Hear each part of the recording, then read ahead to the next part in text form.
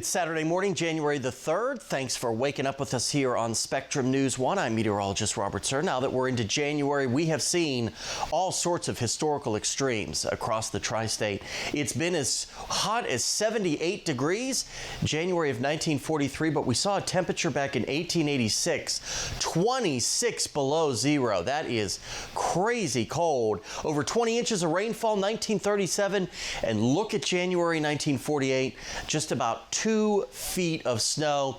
In a normal, typical, average January in Bowling Green, we get about a little over 3 inches of snowfall. So we'll have to see how this upcoming January plays out. Now, you want to get outside this weekend, should be in pretty good shape to do so, but like our little guy here, make sure you bundle up because temperatures will still be in the 30s and 40s, so there will be a little bit of a bite to the air.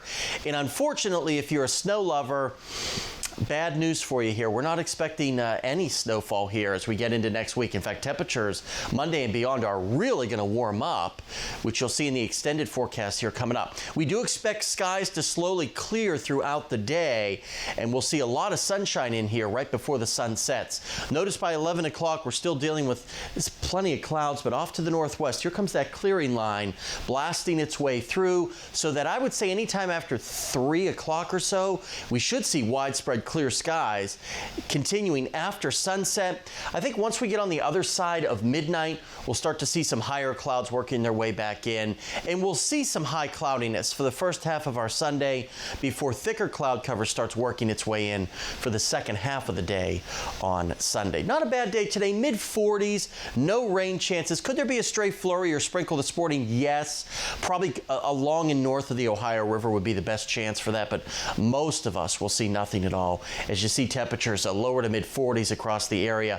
Back down a little bit below average tonight, mid-20s. So we'll be 3-4 degrees colder Sunday morning than we were this morning. But you look at the extended forecast, it's nice and quiet over the next 3 to 5 days. Chilly this weekend before temperatures really start to warm up, of course, as we head back to work and school on Monday, into the mid-60s on Tuesday as we wrap up the 12 days of Christmas with Epiphany, and then still in the 60s rest of the week, but our rain chances increase.